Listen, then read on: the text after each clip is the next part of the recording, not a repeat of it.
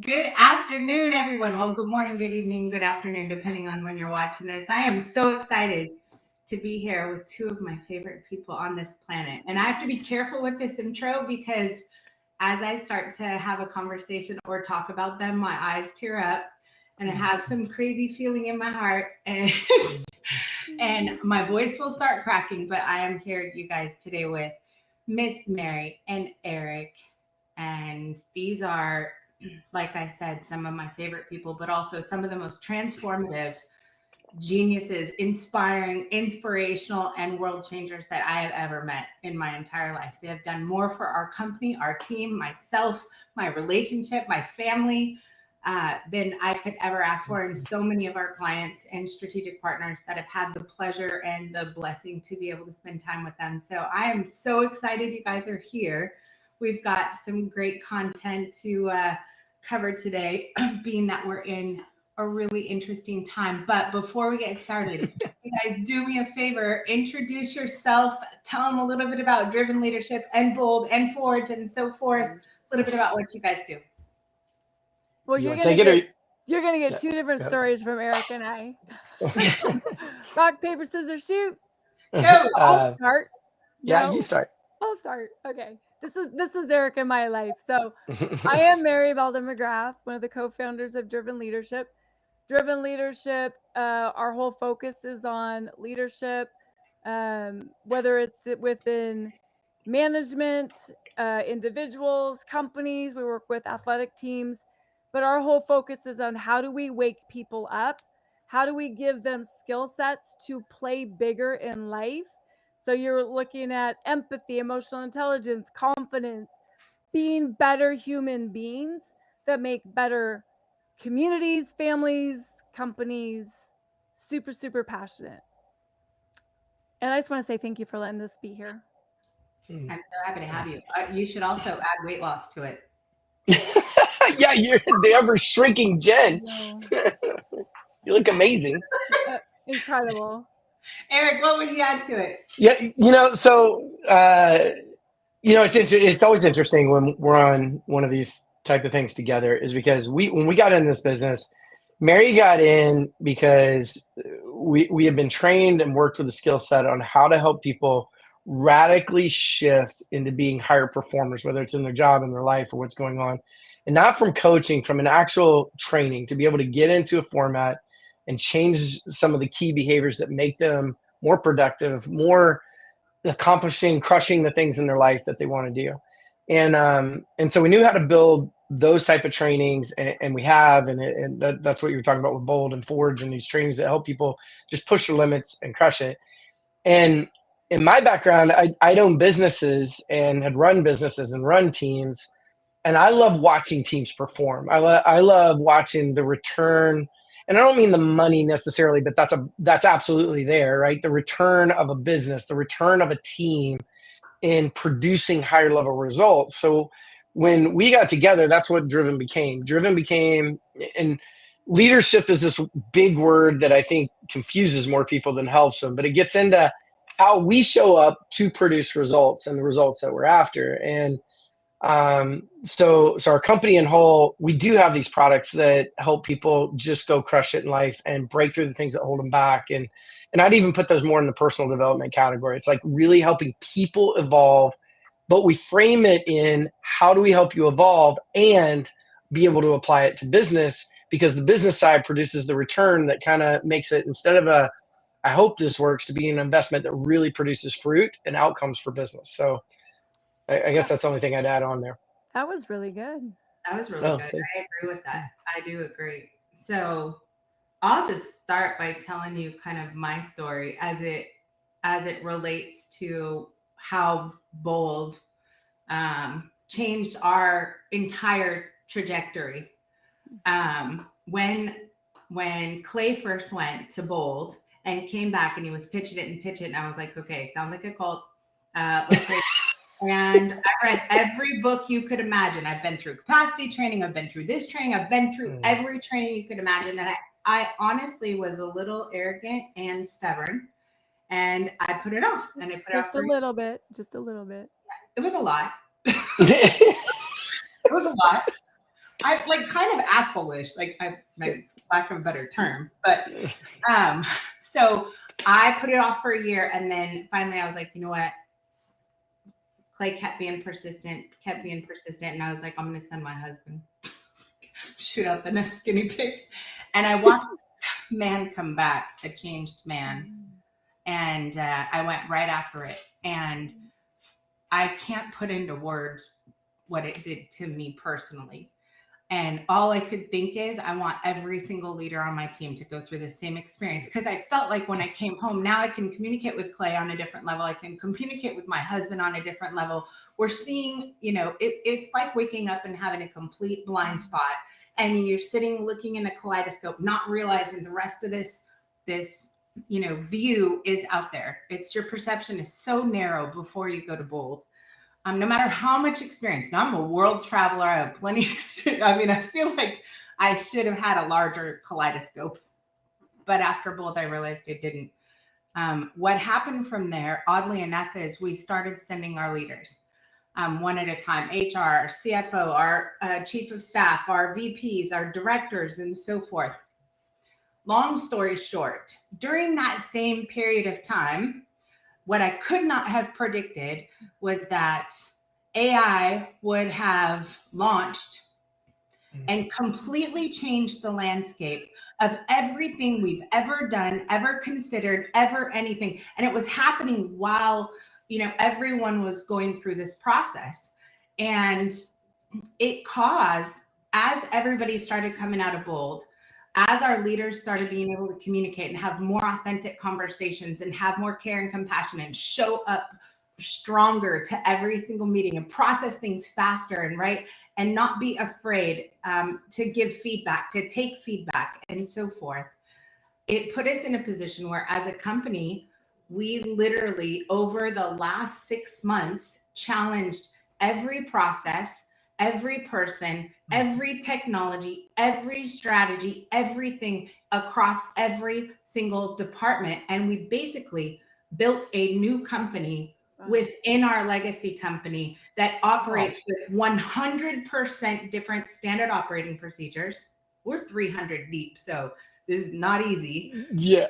300 deep, 100% different SOPs, all new employees that know how to code differently, know different languages, know different skills. They're all AI background. They're a totally different group.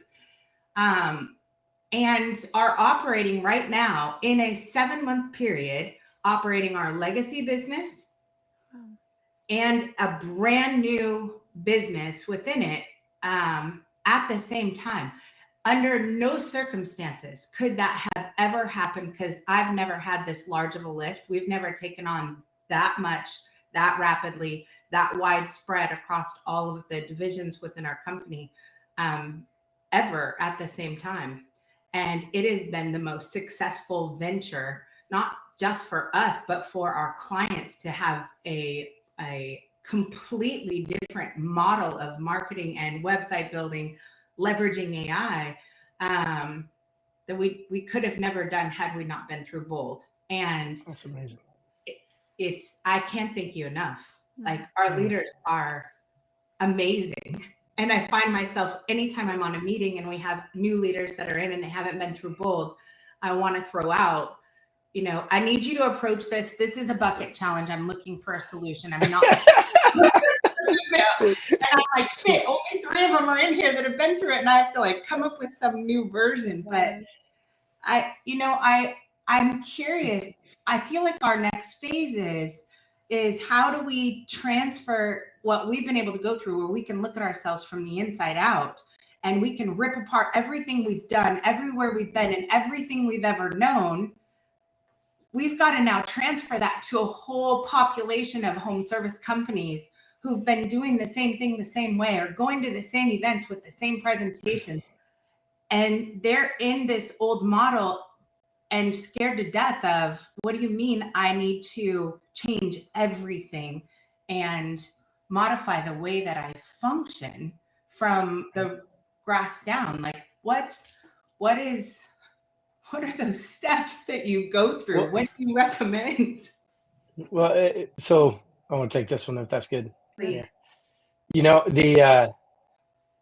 It's interesting listening to you talk because not every company goes through what you went through. That's kind of like trial by fire while you're going through. And when you say so just for those that don't know, we have a class. It's over 3 days. It's 48 hours over 3 days. We call it 2.5 days. It's not yeah, class is the wrong word for it. It's an experience. It really is, and it's called Bold Advanced Leadership, and it is it's specific. It is processes that you go in. You're not specifically. We don't have people know the process before they're going in because we want them to respond in the moment, and you're going to get to see how we respond under challenge, under stress, under pressure, and then as people see that. They process after process, they're getting feedback. So they're getting feedback from facilitators, they're getting feedback from the people that are in the class as well, from their perspective, and obviously themselves. And they really get to see their strengths and their weaknesses, and they start to come into these walls. And the thing is, leadership is not, man, I wish it was easy to practice leadership. It's not, because leadership really counts in the moments you're talking about, like what you're going through with your company. And you know, I appreciate that you give us some type of credit, but I want to say everybody that we've had from your company, man, you hire well. You've got good people. So when you take somebody and you're already hiring well, and you're putting strong leaders in there, and they have a culture that's supporting them, and all cultures have nuance to it, but they have a culture that's behind them and supporting them and helping them grow, develop, be different. Failing is okay sometimes. It's like, we're going to figure this out together. You talk about the bucket challenge. That's a process where you really got to think differently to get through it. And so what you're talking about there is, we need to think differently here. And you've got a team that can respond to that. So let's acknowledge you're starting with something that's above average. Okay. You're starting with people that can build something. They get your culture, that are part of it, all those type of things. But we put them through this process of Bold. And the goal of Bold is not, this is how you lead. The goal of Bold is for you to identify what is it that holds you back from higher performance. You know, we all feel it. We're going through life and we're like, man, I know there's another level. And then some people, and this is why I always say Bold isn't for everyone, is because some people are going, I want to identify it and I want to work on it and I want to get better. And there's a whole lot of people that are like, I want to live in it. I want to stay here, and I don't want to change anything. And so going back to your question, the first thing is and we deal with this. We're in the trades, and we work with different service companies. We work with all types of companies, but for some reason, service is really connected because we're not really normal like training. It's like, you know, like you said, it's more of let's get in and let's figure this out. And you got to apply and you got to work on it. You get to see the things. And so what happens when we get into companies is on our side, we have to evaluate, because we get into some companies and the leaders are so stuck. They are so stagnant. And yeah, us from the outside, you going in and working with the marketing and doing all the things that you're doing, you're like, hey, we can't keep doing the same thing that's not working. And it's clearly not working. We got to shift. And some of that may be their brands, their look, their feel, how we talk about it. Like, and I've seen the magic you guys do. You go in there and like they're going, we've never even seen our company this way before, but it requires a different mindset. Well, teaching leadership and management is very similar. You know, you go in and the way we've been doing it is getting, and often we'd say it's getting good enough results, which is kind of dangerous. You know, we're making money, but we're not making money. We're getting through the day, but we're not really creatively coming up with new ideas and concepts. And the conversations are stressful, and the owners are going home and they're like, oh my God. And they're thinking about this one or two people that are driving them crazy every day. And it's, you know, the stress and all the things that go on. And our hope and goal with what we do and every product that we offer, Bold is one of them, but with all the things that we go through, our goal is that those owners, yes, you know, I'd love to say it's a magic wand and you go, woof, and now everything's working. That's not how it works. But the first thing we're doing is we're evaluating, are you somebody that wants to change? And when I say wants to change can be painful. Change requires self-evaluation. Change requires, if there's somebody going, my team is broken, I'm awesome, we're not for you. We're not, right? It starts at the top. And when the top says, hey, I need to do something different, I don't know how, put me in, coach. Like we have products that crush that. Unfortunately, I hate to say it, I think, at least in the companies we talk to, that's more rare than common. Most of them want to prove why their way works and keep it where it is. instead of looking for new ways. And the crazy thing is about what we do is we really aren't getting into this is how you do it different. What we're doing is unlocking the collaborative aspects, how we handle conflict, how we work through things, our emotional intelligence under stress and pressure, so that as you're working through it, you're getting better ideas from your team. The team is working better together. You're coming in more confident, more clear. And then you go, okay, then you got the confident leaders that have the overabundant ego. And I jokingly say that might fit you at the beginning where you're talking about that, like, and they come in that side. But there's a level of being more, I don't know if humble is always the right word, but it's more about being aware and open. And as you said, kind of open the door to seeing different perspectives and being open to them and bringing those in and getting, I always look at teams and it's the quiet ones that are the deep processors, and they usually have the best ideas. But how are we harvesting those and how are we pulling them out? So long story short, you're asking for what do? You want to make a change. The first thing you do, we need somebody that wants to change. So you can't make somebody change that doesn't want to. So they have to want to make a difference, make a change. If that's in place, now it's about expanding the concept of what does it look like in here. We got to raise the lid of expectation. So if my expectation of a team is they do what I say, then we are stuck with a low-level team and a low-level manager and leader. That's an autocratic style of leadership.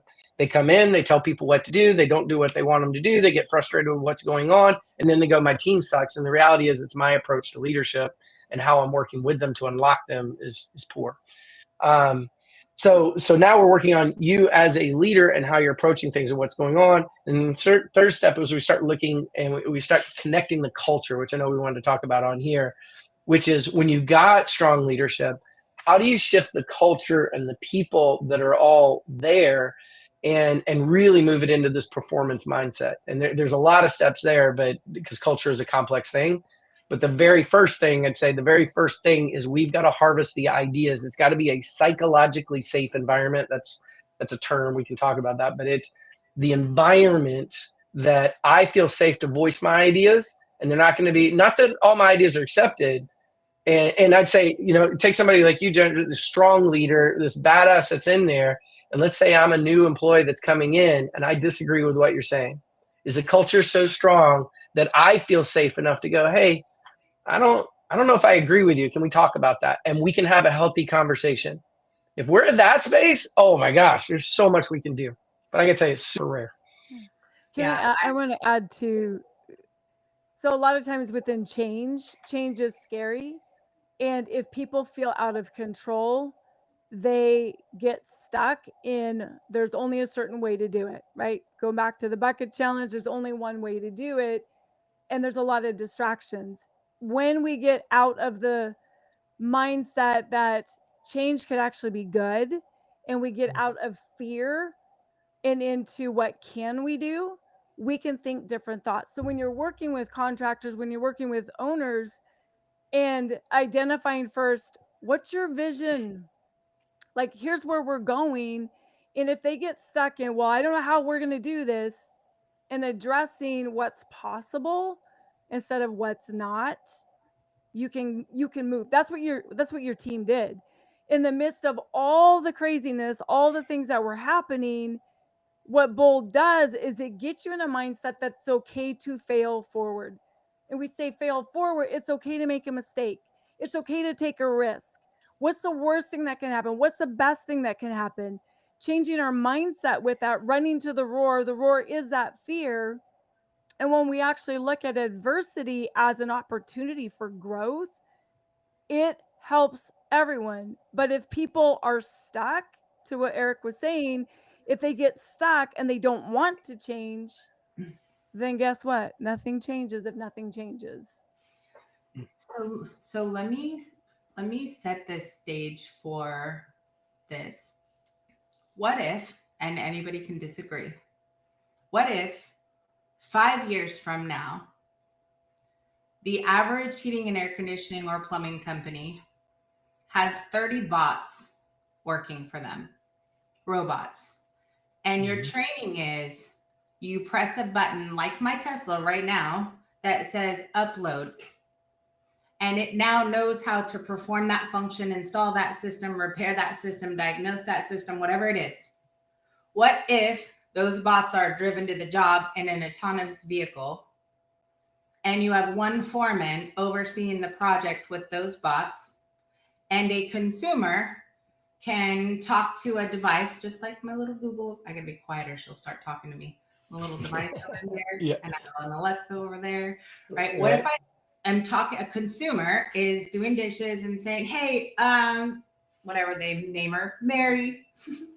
Hey, Mary, can you do me a favor? I need to hire an air conditioning company. Can you tell me the best AC company that can install preferably heat pump system? I want to make sure they're certified. I want to make sure they have financing.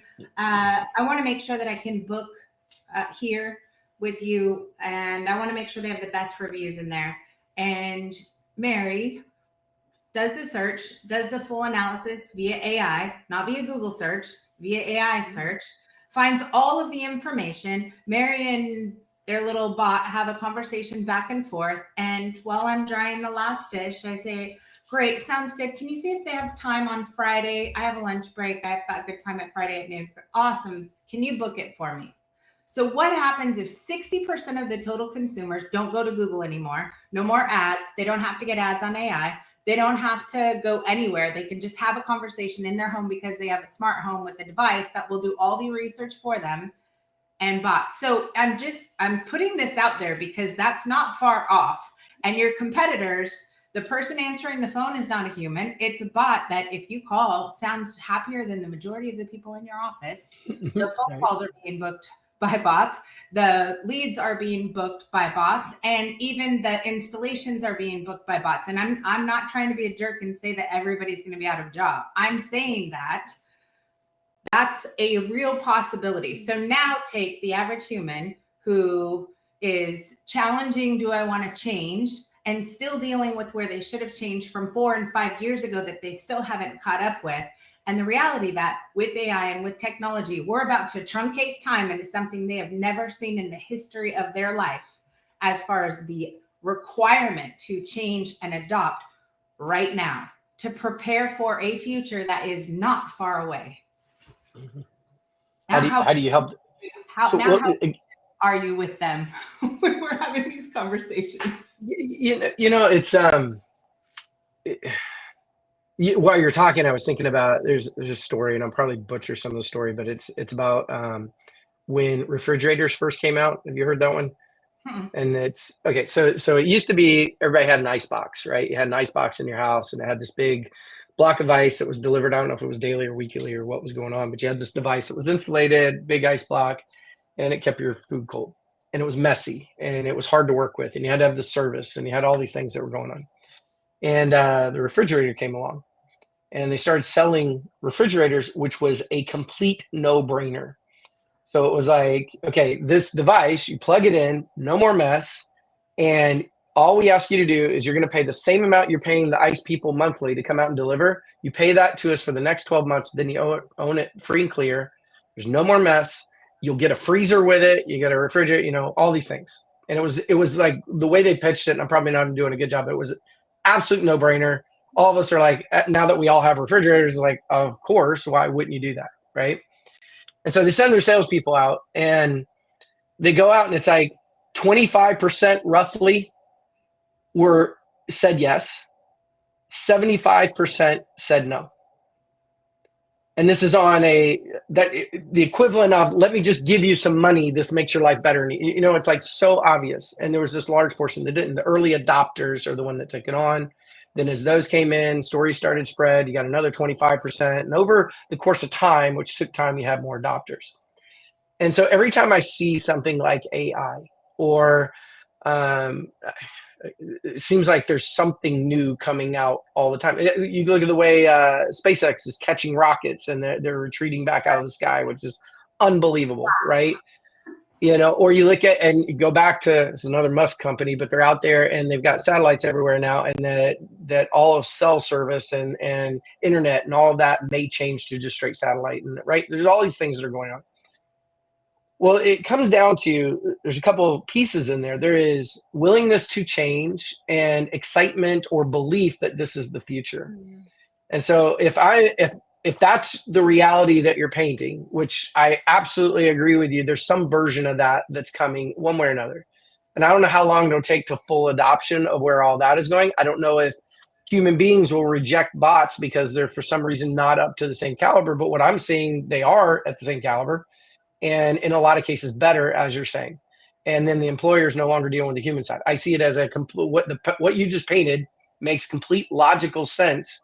That's where it's going. And in California, like fast food, where they raise the price of fast food workers to whatever, 25 an hour or whatever they have to pay. As soon as they dropped that, there were several McDonald's and other places that went to full automation, and they're testing it. It's happening. So going to that, and you go, well, these people need to change. It's pain or pleasure. It's going to get into, do they believe it? Are they an early adopter? Are they interested in the risk that is associated with it? Are they willing to work out the problems? Or they just want to put their head down and hold their breath and pray it doesn't hit any time in the next period of time until they have to sell? And so is your question, so all that was just confirming what you said, but is your question, how do you get them to change? Is your question, what is your question exactly around that?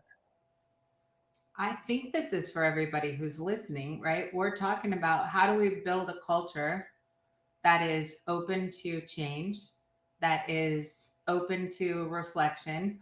I mean, if that is a possibility, how critical is it that we address culture, belief, leadership, and these things right now versus sticking our feet in the ground and sitting on the fence and not taking action to intentionally design a culture that is ready for the kind of change that I believe is at our front door. Okay, so your belief is it's at the front door, and there's others that just don't believe it. They're not bought into it. And the reality is when you go, so to create a cultural change, you need the top of the company to have the mindset of a cultural change.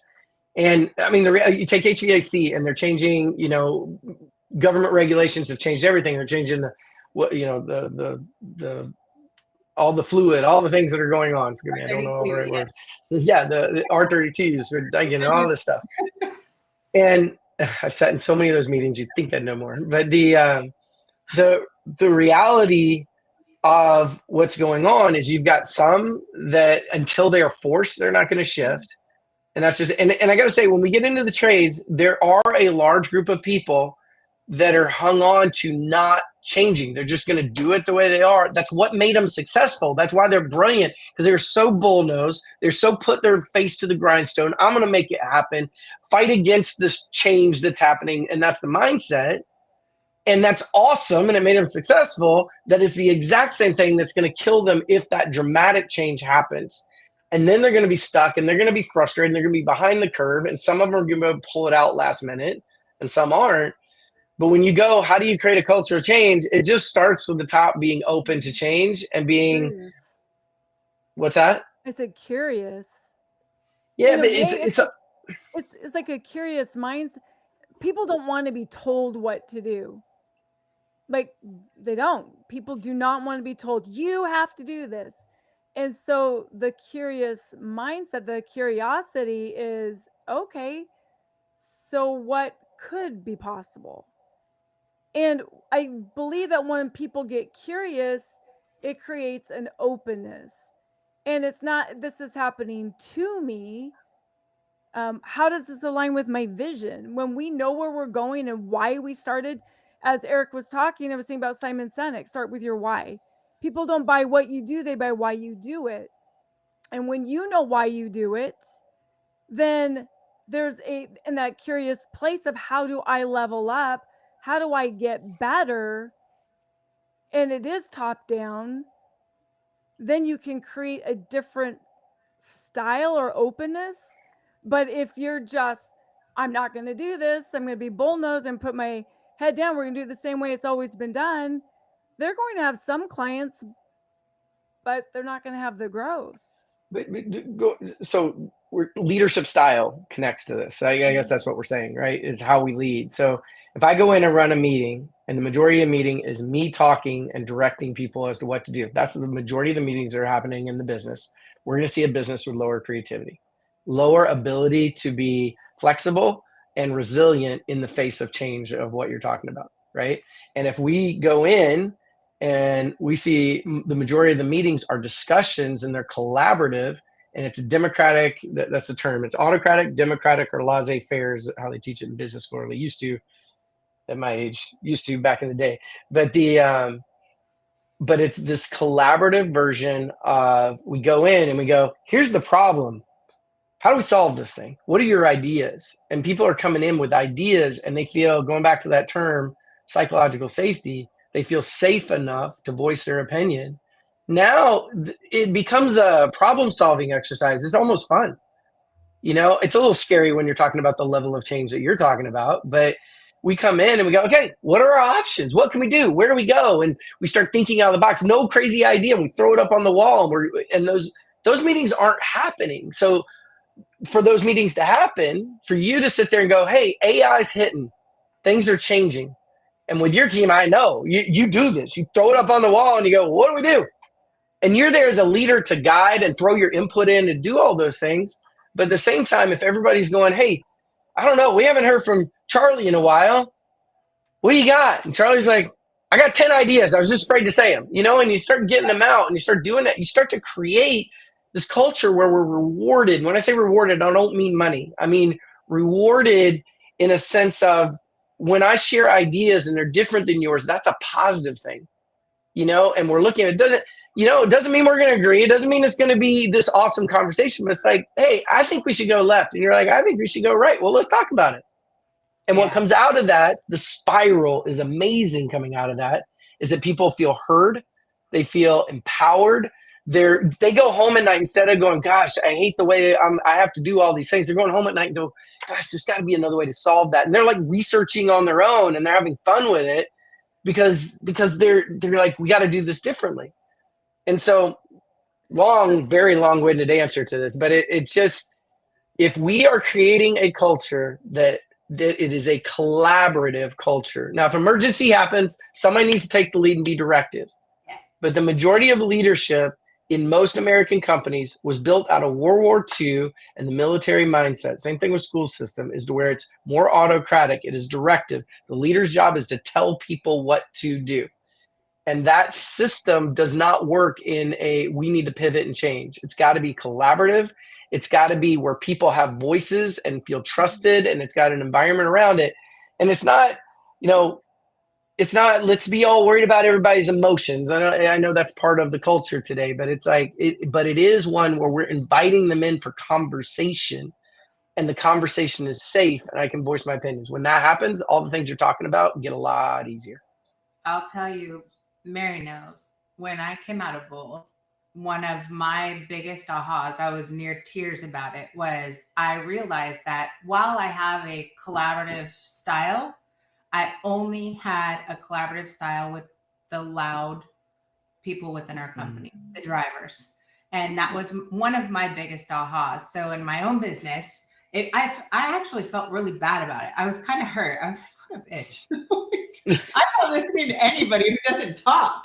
This is a problem. So for us, what I did after Bold is created an open forum with different departments, and I host these with different departments. The leader, the loud one, they sit in the back, they go on mute, and they just listen. And we have a identify, discuss, and solve session where they are 100% free to do exactly that.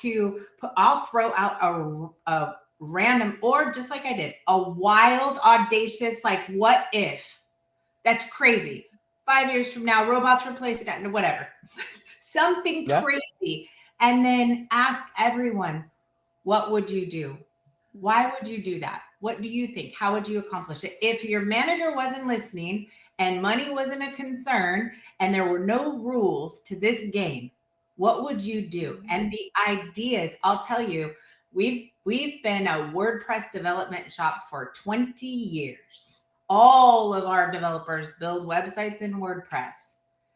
And we had one 22-year-old on our team that stepped up and said, I don't know why we're still building WordPress sites. They're kind of dumb and pretty slow and a little insecure and hard to maintain. I mean, you can now build an intelligent, smart website that functions like an app since 70% of the users are now on a phone. Why are we focused on building these big, slow, dumb websites? And I can do it faster. And I was like, tell me about that. What is that? What do you mean? That's awesome. What is that? And they did the JavaScript and the PHP and the jQuery and all that stuff. And I was like, okay, tell me more. And that one little conversation with someone that I would not have had a conversation with before changed literally. And I have 100 of that exact same scenario just from being curious, inquisitive, open, giving people psychological safety to be able to challenge me, challenge their manager, challenge the people on their team for us to think different. I mean, you are 1000% spot on. And I think that it's changed me as a leader. It's changed all of our leaders, because now I'm seeing our leaders go in and start to have, instead of coming in with the hit list, they're going through the hit list quickly. Are you on track or off track? How are we doing on our to-dos? And leaving the majority of the meeting time for that discussion and solve process. But our next, I think, step that I know we need to evolve in is, now that I think we've really figured it out, we've got to modify. We've got to start at the predecessor, all the way back at the very beginning of the supply chain with recruiting and onboarding. That process has to change, where we've got a different version of pay to play. Like, what are the non-negotiables? You were asking what happens if someone completely disagrees.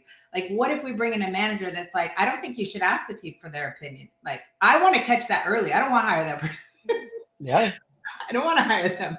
So for you guys, what is your thought? You know, if, let's say, a leader is coming to the table and saying, okay, this conversation I listened to, this podcast is jogging my thought process. I'm now consciously aware that I am probably closed and need to open up a little bit more and at least be more inquisitive and curious about what I should change.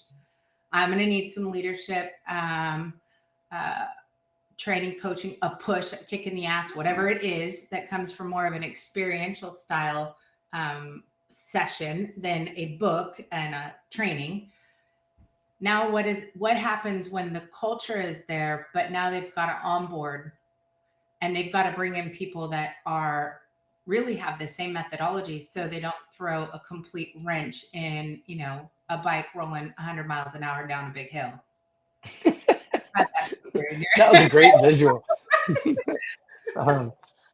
I feel like I'm just talking nonstop, Mary. Do you want to take this, or you want me to run? Yeah. So it's funny. So hiring, and I'd even go as far as promoting, right? So we hire somebody in, and then we're looking to, whether we're hiring an external manager, somebody in an elevated role, or bringing them into some type of a leadership role. I guess identifying prior. Leadership, a lot of times people associate that with, I lead people, I am put in a role that leads people. And the reality of a culture that has strong leadership is everybody's aware of their behaviors and how they influence. That's what leadership actually is, how we influence others. And so what you're talking about is, how do we hire people that influence and have a similar thought process and value system that we do within the organization? And the first part is, we have to identify what are those thought processes and value systems in the organization that really matter. So this is one, right? We want, when appropriate, to collaborate. We want to bring ideas in, and appropriate is when we have time, we have trust in place, and we need the answer to be more than the obvious, right? So meaning, okay, we need to go left here and everybody knows it. That's not a collaborative meeting. But your example of the whole world's falling apart, we need to solve this, let's throw it up on the wall, that's a collaborative meeting. But is first, it's identifying what are our values as an organization. I don't mean the 5 words you wrote on the wall, okay? And I get those are important, and every business should have them. I'm talking the living values. I'm talking the stuff that is like, it's the underneath, right? It's when somebody comes in here, what makes them successful? Well, what makes them successful in our business is that they're willing to share their ideas, and they're willing to all those things. Okay, that's a value that shows up. It may be in your core values, it may not be. And I will say that one's resoundingly different than most organizations. Most of them is, you need to know how to play the political game right to make sure that I'm heard or seen in the right way, in the right lens. And every company deals with some levels of that. There's no company that's perfect. Jess? But what's that? playing chess. Mhm. Yeah, and it's so you are a strong, confident, badass woman running an amazing business, and I come into your organization and I start working for it. If that is not super strong in the culture, the natural place to go stepping into the business, I'm not saying anything to Jen. I don't want to upset her. I don't want her to whatever. I get worried. I get anxiety, especially younger generations now. There's so much anxiety. All these things go on, and you're that larger than life personality. So they're like, I don't know how to deal with this. So, or the other side, you have somebody that has a big personality and the way they do it is through combat. They're just constantly, they're coming from this place. So they got to understand the concepts. So going back to your question, what do? We have to have our stuff in a row. What are we really looking for culturally? What do we want to set up? What are those pillars that we go, this is vital and important, and it can't be 100, it is 4 or 5. They may be what's written on the wall. They may not. So, and then how are we going to, through typically behavioral interview questions, how are we going to identify and assessments and all those type of things? How are we going to identify whether this candidate shows up strong in these categories, right? And then you go internal, right? I'm going to promote somebody that's a direct implementer, and I'm going to move them into more of a management role. I think this may be one of the biggest mistakes in all organizations is that instead of they'll take the salesperson that's great in sales and make them sales manager. Well, sales management is a completely different job and requires a different skill set. So they fit the culture, but are we evaluating them for the role, or are we just promoting them because they've been around for a while and they're good at this other role? So I don't know if that completely answers the question, but I keep feeling like I'm going on these tangents. So the other thing, know your vision, have the vision, know your values, those living values. And at the same time, when you hire and you onboard people, you get a honeymoon stage. And people, they want, they'll tell you all the stuff. And that honeymoon stage looks like they're the perfect fit. As soon as you see something that shows up that is incongruent with your values, immediately you bring awareness to it. It has to be consistent. The standard has to be the standard, because as soon as you let the standard slide and you don't address the behavior, now that's become your standard. So well said. Yeah. 100% agree. So I have 2 things before I get to my next question. I want to point out, Mary, you and Eric, from the outside in, Eric's style connects with my tactical style. Mm-hmm. And that's the place where I can connect instantaneously, because I believe you think similar to me in that side, which is very, very logical, very tactical, bullet point list. You're mapping things out probably on the ceiling, and then you can get up in the morning and sit on it while you sleep. Right? Absolutely. Yeah. Yes. On the flip side, Mary, I don't think I've ever known anybody who can evoke emotion in humans because of your heart and your passion and your commitment and the way you show up. And I think that there is something that is magical between the two of you that I attempt to carry both with equal weight. Because if I don't, I wind up literally being just a bitch. And I think it's boss bitch that is the that gets used.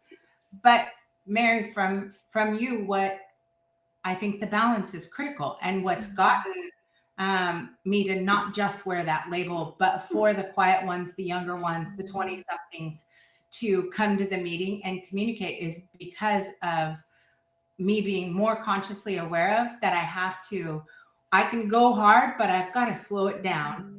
And I've got to remind people that I freaking love you and I'm here to solve things and I've got your back and I want to support you and I trust you and I appreciate your opinion. And that, Mary, where does that come from? Right? Because I've had people ask me, was that training? Was it nature or nurture or what? Where? I feel like you can study tactics. But how does a business owner, one, learn the systems and the tactics to be able to implement, and then 2, come with the heart and the passion and the care and concern where I can be firm, I can give direct feedback, I can be very direct, I can make sure that we're headed in this direction, but also wrap it with a really big fat hug and an I love you so much that you do. You nailed it. Well, we all have different skill sets. So I'm not the tactical. I am the heart. I'm the passion. I see a different lens and I have to work on the tactical side. And then Eric's opposite. Eric is like you, right? You just drive. And sometimes I'm like, whoa, wait a minute. This is where you hire people or you're in a relation or a partnership with people who have what you don't have. If we all hire the exact same person, there's a gap. And then giving grace for the different strengths.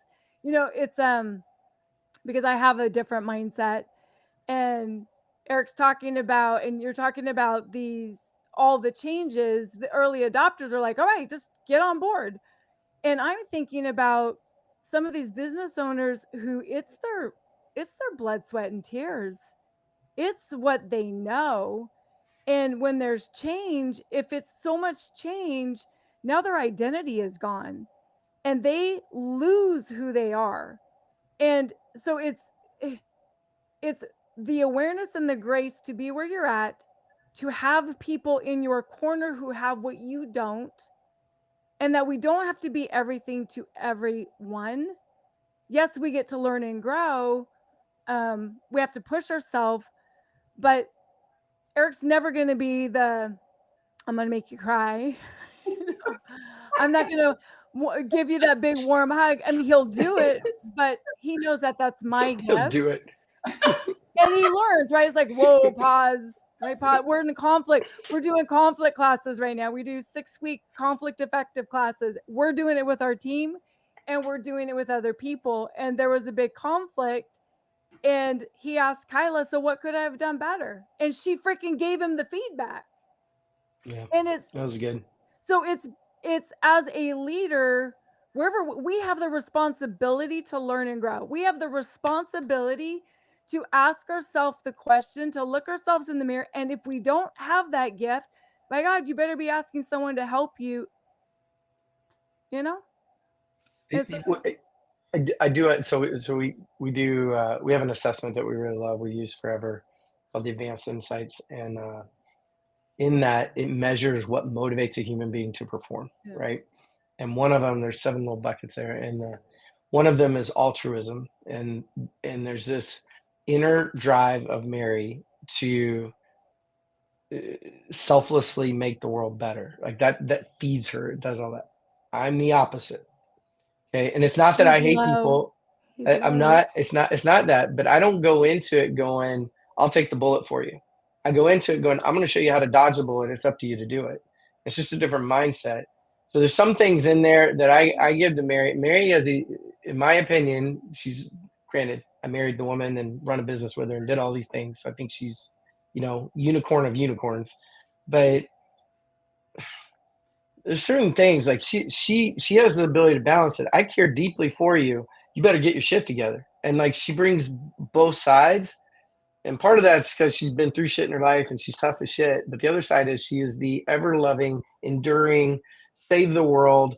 Let me feed the, we use this analogy when teaching conflict. It's like, or teach a intermesters. It's like, you bring the horse to water and the high altruist is like, here's the water, drink the water, horse. And the horse won't drink. So they're injecting the horse. They're doing everything, right? Whatever I got to do, I'm going to save the horse. And I'm like, okay, we bring the horse to water. I'll bring it to water. I care enough to get it there. But the reality is the horse isn't going to drink. Let's get a new horse. It's somebody said make him glue in our last class. I was like, oh my gosh. Yeah. So, but anyway, to your question, and this is, so even the way Eric and I balance things out, there's times I'll go, yo, dude, have a little bit more compassion and empathy for that person. So I'm calling him on his stuff to create that awareness, to have him step back, and then he changes his approach. And then there's times when he'll look at me and goes, what's our system? And he challenges me because I'm the one that's constantly changing. But as our team grows, we have to have this consistency. So having people in your corner that will give you feedback, and as a leader, we have to listen instead of being so stuck and stubborn. Yeah. So everyone thinks that I'm naturally more like Eric. I'm wearing an awesome cloak because I am technically, if you look at my assessments I've done with you, I fall really high on the ultra side, same as Mary. And I've struggled with giving direct feedback. I've struggled with holding my ground regardless of what other people think. Those are all things, all of the things that are similar, Eric, to your personality style. Those have been studied, trained, practiced. I've surrounded myself with people who will tell me the truth no matter what I feel like. And my mother's is definitely the epitome of that. You know her well. You know her. Right. But for anybody that thinks that you've got to have that, like if you're more on the caring side or the nurturing side, I should say, I'm not saying you don't care. Well, sometimes giving feedback and whatnot. I will tell you the beauty of that. I'm a speaker, but I'm also the one that hides in the back of the room at every party. I do not go out. I do not feel comfortable in a party environment. At events, you'll see I'm quiet until somebody mics me up and gives me the stage and tells me to go to work. People think I'm a different human than I actually am, which is interesting. But when I think this is a combination between both of what you guys said, when you are inquisitive and you are open and you understand I am consciously unaware of what I don't know. I'm aware that I don't love the results I'm getting right now. I don't love historically what's happened. I don't love where we're headed. And I'm going to be accountable and I'm going to own that I'm the driver in the trajectory in the future and I need to fix me first.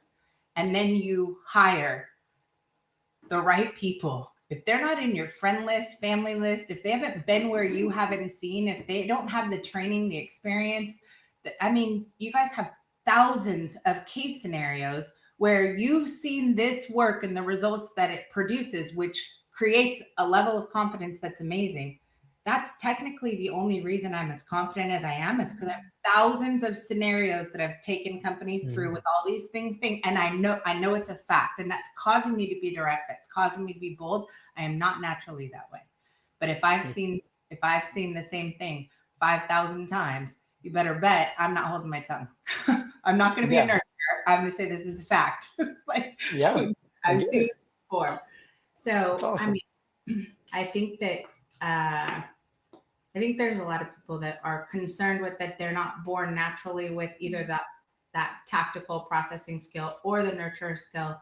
Doesn't matter, because as long as you come to the table and you surround yourself with people and put yourself in environments where you're uncomfortable and with people that are going to push you out of your comfort zone, I mean, this is where to start. I don't have anything I would recommend other than, if you have not been to Bold, sign up for freaking Bold right now. Sign up for freaking Bold right now. I got one. Look at me. Get out of here. I got Forge too. We got to get that to you. I know. Working on that one. Actually, that's not Forge. That's an older one. Yes, I need that. Cool. So, yeah. Well, even what you said is that even if we're not naturally wired that way, and we were talking about this, the more we push ourselves, and that's where you get comfortable with being uncomfortable. In anything, in any change, when your heart's pounding and your palms are sweating, you want to feel like you want to throw up a little bit, that's where you take action. And it's okay. The more you do that, the more you push yourself, the better, like the more confident you become. And it gets a little easier each time, to where it's the 10,000 hours and all of a sudden you've mastered it. I'm sorry. Yeah, I fully just heard Eminem in my head. I was looking at my whole head, my body was bobbing. I just think that it's probably a bigger conversation than we have time for, but the concept of what leadership is in America Mm. is this big, brash, forceful, directive human. And the reality is, we all lead, we all influence, no matter what our personality is, no matter where we're coming from. And sometimes it's effective and sometimes not. Sometimes being big and bold and loud and systematic and what all is highly effective. And then there's other times where it would be much more effective to take a different approach. And are we somebody who's willing to go, my one approach doesn't handle my 10,000 situations? Or am I going, well, my one approach is the way it is, and all of you have to change and deal with it? And literally, that's just the switch. The switch is, I need to learn other approaches. And if I'm not willing to do that, expect to be in a business that's going to work while everything's going the way it is. However, it's not going to work when you need to pivot, when you need to change, when you need a team that's creative, when you don't want to go home with the headaches of having to solve every problem, because the business gotten too big or whatever it is. You're not going to have it because the team is not going to be there behind you. You're going to have a bunch of people that are good at taking direction and doing what they're told and not thinking. The role of a manager is not to get people to do things. The role of a manager is to get people to think so that the things that are done get the business on the objectives that we need. So, And if you don't like the results that you're getting as that leader, look in the mirror. One of the things that Eric and I always say is, what did we do to create that? What did I do to create that? Everything rises and falls on leadership. So if you're looking, it's lead your ship. If you are not getting the results you want, it starts with you, because they're telling you where the gap is. They're showing That's you where awesome. the gap is. Hell yeah. Oh, that shit. I love it. I can't be more direct than that one. You have to own that. All right. So for anybody, I love you guys so much, and thank you. I know your time is very you. and I appreciate it. I think this is an important message for a lot of people during a very important time. For anybody that's interested in getting enrolled, pack your bags. It's 3 freaking days of your life. It'll change the trajectory of everything. No. Oh, we have these amazing. You guys can't see our studio crew in the back. Miss Krista and Jasmine. They're and boom, it happens. Like perfect magic. No. Go to Driven. Thanks for the shout out, and just want to echo your team that you send through and the quality that you're doing and what you guys are putting together and how you're pivoting and how, holy shit, how you've launched as a company and what you've done. It's cool to be associated with somebody like you and what you're doing. So just thanks for the time and thanks for the spot. Yeah, you do the work. You're the student. You're willing to be that student, and it's so inspiring to watch the growth within you, within CI Web Group, within your teams, and it's a ripple effect. Yeah, really cool. We're honored. Big hugs. Thanks everybody right back at you. Joining today. I hope to see you on the next one. We appreciate it. Love you guys so much. I can't wait to see you and give you a big hug. Right back at you. Right back at you. Everyone.